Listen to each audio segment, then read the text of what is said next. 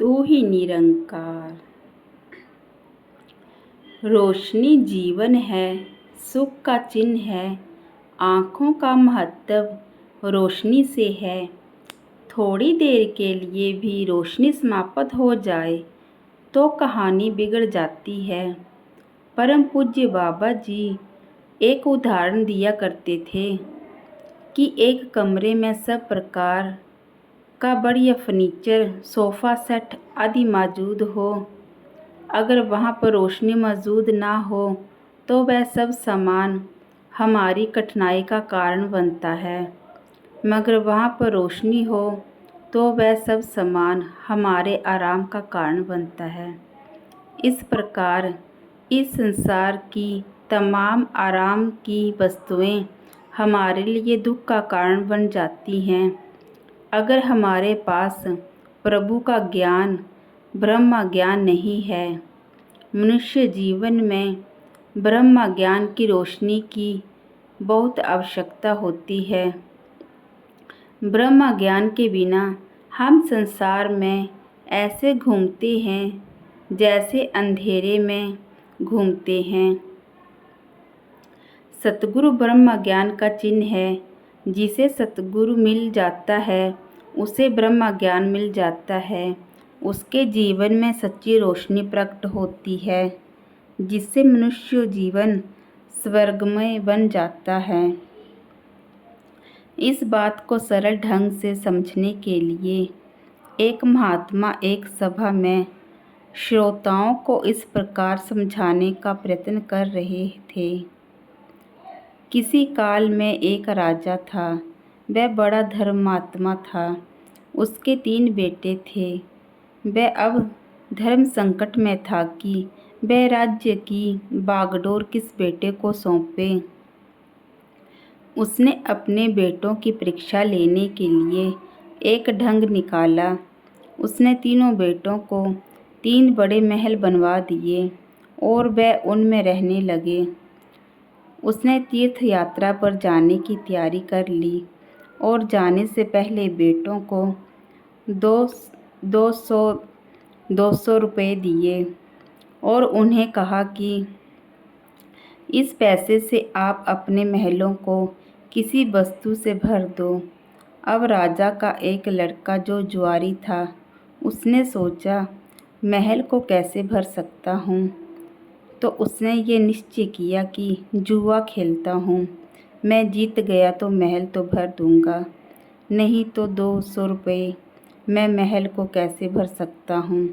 उसने जुआ खेला और हार गया, जैसा कि प्राय जुआ खेलने में होता है, और चुप करके बैठ गया। अब दूसरा लड़का जो कुछ नहीं करता था, जिसे केवल अपने बाप की बात पूरी करनी थी, चाहे उसका परिणाम कुछ निकले। उसने सोचा कि किसी अच्छी वस्तु से तो महल को भरा नहीं जा सकता। 200 रुपये से मैं तो मलबा खरीदता हूँ। उसने मलबा गंद लेकर महल में भरवा दिया और सारे महल में दुर्गंध हो गई। राजा का तीसरा लड़का जो कि सत्संग में जाता था, उसने सोचा कि 200 रुपये से कुछ अधिक वस्तु तो खरीदी नहीं जा सकती। हाँ, रोशनी और सुगंध से महल भरा जा सकता है। उसने कुछ मोमबत्तियाँ और कुछ धूप खरीद ली और सारे महल को रोशनी और सुगंध से भर दिया। राजा जब वापस आया तो उसने इस बच्चे के हाथ में राज्य की बागडोर सौंप दी। इस प्रकार बहुत लोग तो जीवन को जुआ समझकर बाजी हार जाते हैं और कुछ लोग सारी आयु मलबा भरने में लगे रहते हैं। बहुत कम लोग ऐसे होते हैं जो सतगुरु के चरणों में पहुंचकर ब्रह्म ज्ञान प्राप्त करके सत्य के ज्ञान में से अपने घर में रोशनी करते हैं और गुरुमत से अपने जीवन को आदर्श जीवन बनाकर अपने घर को सुगंधित करते हैं। सचमुच वह लोग बहुत खुश नसीब हैं जिन्हें रोशनी से प्यार हो जाता है और रोशनी का महत्व पता लग जाता है। नहीं तो लोगों को ये आभास भी नहीं है कि ब्रह्म ज्ञान की भी कोई रोशनी होती है। जो लोग सतगुरु की संगत में जाते हैं उनको आभास हो जाता है कि ऐसी दिव्य ज्योति सतगुरु के पास होती है जिससे जीवन रोशन हो जाता है। हमारे महापुरुष एक उदाहरण दिया करते कि एक दिन मैना और तोता रोशनी की बात कर रहे थे, तो एक उल्लू ने जब ये सुना तो वह कहने लगा कि कहीं रोशनी भी होती है, कहीं तुम अंधेरे को ही तो रोशनी नहीं कहते। वह उड़ गया कि रोशनी कभी होती ही नहीं और उसने चमगादड़ की गवाही दिलवा दी। इस प्रकार कई महानुभावों को ये विश्वास नहीं है कि ब्रह्मज्ञान ज्ञान, ईश्वरीय ज्ञान, सत्य ज्योति ज्ञान रोशनी है ही नहीं, ये केवल भ्रम है। संत वाणी में स्पष्ट रूप में लिखा है कि जिस मनुष्य का मन प्रभु चिंतन में लगा और जिसमें सदा प्रभु का ही विश्वास भरा है, वही सच्चा ज्ञानी है। ब्रह्मज्ञानी रूपी प्रकाश के अतिरिक्त तो इस संसार रूपी भवसागर को पार करने का कोई और उपाय है ही नहीं। श्री शंकराचार्य रचित विवेक चूड़ामणि ने इस प्रकार लिखा है, अर्थात जैसे सूर्य का प्रकाश होने पर उससे विपरीत स्वभाव वाला अंधकार उसी में लीन हो जाता है, वैसे ही उपाधि का लय होने पर ब्रह्मवेत्ता स्वयं ही ब्रह्म हो जाता है। जब तक मनुष्य जन्म मरण के चक्कर में भटकता रहता, उसको अपना पता ही नहीं चलता कि उसका लक्ष्य क्या है और मनुष्य जीवन मिलने का महत्व क्या है। मनुष्य को अपना महत्व समझने दो, फिर वह वस्तुओं को अपने पैरों के नीचे कर लेगा, अपने वश में कर लेगा। मनुष्य जीवन में ब्रह्म ज्ञान श्रेष्ठ है। ये ऐसी रोशनी है जिससे अपना लक्ष्य और महत्व पता चल जाता है। बाबा अवतार सिंह जी ने इसी अवस्था के बारे में कहा है, रब है मेरे अंग संग बसदा, इसके अंदर बसदा मैं। इस विच खावा पीवा पहना, इस विच रोवा हासा मैं। श्वास श्वास एदे दा सिमरन, एदे नाल प्यार करा। नजरां सावे हरदम मेरे, रज रज मैं दीदार करा। लख लख शुक्र मेरे सतगुरु दा, जिस ए बनत बनाई है। कहे अवतार गुरु रब दस के, यम तो जान छुड़ाई है। धन निरंकार। स्वर्ग। एक संत महात्मा की बात याद आ गई। वह कह रहे थे कि मस्ती शराब में नहीं बल्कि मनुष्य के अंदर मौजूद है। मनुष्य की मस्ती अर्थात आनंद की अवस्था चिंताओं और दुखी करने वाली बातों में घिरी रहती है, इसलिए मनुष्य इसका अनुभव नहीं करता। शराब पीने से कुछ क्षणों के लिए मनुष्य की चिंताएं और दुख दब जाते हैं और मनुष्य अपने आप को शहंशाहों का शहंशाह समझने लगता है, आनंद अनुभव करने लगता है, तो उसकी मस्ती की अवस्था प्रकट हो जाती है। बात बेशक कुछ अजीब सी लगती है, परंतु गहराई से सोचने पर इस बात में कुछ वजन लगता है। एक मूर्तिकार से किसी ने कहा कि आप कमाल के कारीगर हो, बेकार पत्थरों को इतनी सुंदर मूर्तियों में बदल देते हो। मूर्तिकार ने उत्तर में कहा कि इसमें मेरा कोई विशेष कमाल नहीं है। सुंदर मूर्ति तो पहले से ही पत्थर में मौजूद होती है। मैं तो वह फालतू पत्थर जिससे सुंदर मूर्ति ढकी होती है एक तरफ कर देता हूँ और सुंदर मूर्ति प्रकट हो जाती है। इन बातों से कुछ ऐसा नज़र आता है कि स्वर्ग भी सचमुच हमारे अंदर हो सकता है, क्योंकि हमारे जीवन में कई बार ऐसी अनुभूति होती है कि हम गाना सुन रहे होते हैं, उसका आनंद ले रहे होते हैं और झूम रहे होते हैं कि उसी समय एक ऐसा प्राणी आता है जो कहता है, बंद करो इस गाने को, इसमें कितनी देर से सिर में दर्द कर रखा है। तो इससे पता चलता है कि अगर आनंद गाने में होता तो ये सभी को आनंदमय लगता, ये किसी को अच्छा लगता और किसी को बुरा। तो इसका अर्थ है कि इसके अच्छे बुरे होने का पैमाना हमारे अंदर है। जैसे जैसे हमारी आनंद की स्थिति होती है, वैसे वैसे बाहर की सारी वस्तुएं हमें नज़र आने लगती हैं। एक और साक्षात उदाहरण हमारे पास है। चीनी मीठी होती है, हर एक को मीठी लगती है, परंतु जिसे मलेरिया बुखार हो जाता है उसे ये कड़वी लगने लगती है। इससे ये सिद्ध होता है कि हमारी मानसिक, भौतिक और आत्मिक अवस्था का संसार के ठीक और गलत होने में बहुत बड़ा संबंध है।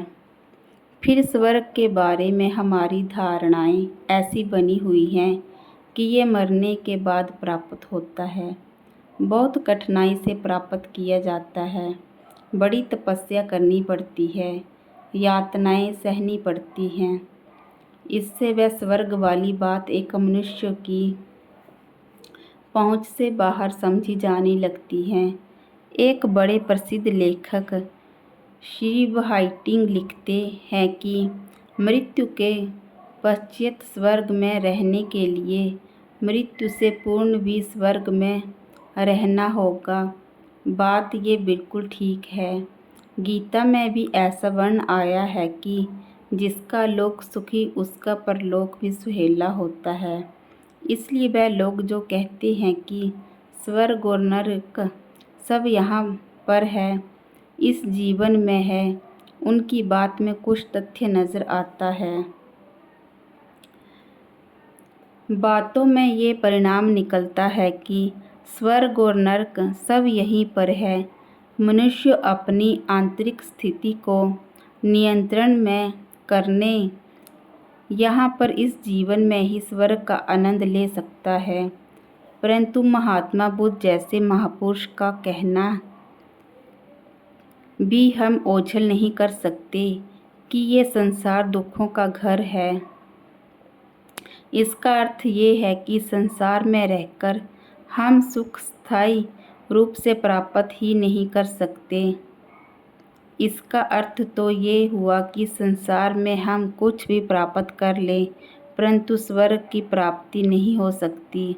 इससे ये पता चलता है कि संसार अगर दुखों का घर है तो इसमें हम मेहनत कितनी भी कर लें, हम स्वर्ग को प्राप्त नहीं कर सकते, क्योंकि मनुष्य ने अपनी कर्म इंद्रियों, ज्ञान इंद्रियों, दिनचर्या आदि को नियंत्रित करके स्वर्ग प्राप्त करने का प्रयत्न किया है, परंतु उनको सफलता नहीं मिली। विवेक चूड़ामणि ने ऐसे लिखा है कि कर्तापन, भोक्तापन, दुष्टता, बंधन और मोक्ष ये सब बुद्धि की ही कल्पनाएं हैं। ये प्राकृतिक आदि से अतीत केवल आदित्य ब्रह्म स्वरूप स्वात्मा में वस्तुत नहीं है। इससे ये प्रतीत होता है कि संसार में मुक्ति के लिए प्रयत्न करना भी हमारे कर्ता होने का प्रतीत है। इसलिए इससे भी दुख ही प्राप्त होगा, स्वर्ग प्राप्त नहीं हो सकता। तो इन सब का सारांश ये निकलता है कि अगर संसार दुखों का घर है तो इससे मुक्ति प्राप्त करना ही सुख, आनंद और स्वर्ग को प्राप्त करने का साधन हो सकता है। अब प्रश्न ये है कि संसार के भवसागर को कैसे पार किया जाए। अपने अपने ढंग से लोग इसे पार कर रहे हैं। कोई घबराकर कोई घर बार छोड़कर जंगल को जा रहा है, कोई व्रत नियमों में लगा हुआ है, कोई कुछ कर रहा है और कोई तो सब तरीके अपनाकर असफल होने पर आत्महत्या कर लेते हैं। चाहे कुछ कर लो, मर जाओ, परंतु संसार से आप बाहर नहीं जा सकते। संसार से बाहर निकल जाने के बिना स्वर्ग प्राप्त नहीं होता। संसार से बाहर निकलने का कोई रास्ता नहीं। तो समस्या बड़ी जटिल है, इसे कैसे सुलझाया जाए? जिन महापुरुषों ने इस समस्या को हल करके मुक्ति अर्थात स्वर्ग को प्राप्त किया है, उनका कथन है कि संसार रूपी भव सागर को ब्रह्म ज्ञान द्वारा पार किया जा सकता है। जिसको ब्रह्म ज्ञान हो जाता है, उसको ब्रह्मा के अतिरिक्त और कुछ नज़र नहीं आता और ब्रह्मा ही नज़र आना ही स्वर्ग है। जिसको ब्रह्म ज्ञान प्राप्त होने पर संसार के दुखों से छुटकारा मिल जाता है, उसकी स्थिति विवेकाचूड़ामणि ऐसे लिखी है। ये संसार कहाँ चला गया, उसे कौन ले गया और कहाँ लीन हो गया, यही बड़ा आश्चर्य है। जिस संसार को कभी मैं देख रहा था, वह कहीं दिखाई नहीं देता। जब सतगुरु से ब्रह्म ज्ञान प्राप्त होता है, तो मनुष्य संसार रूपी भव सागर को पार कर चुका होता है और उनका जीवन स्वर्ग बन चुका होता है। तू ही निरंकार। परमात्मा और इसका नूर दोनों ही प्रेममय हैं।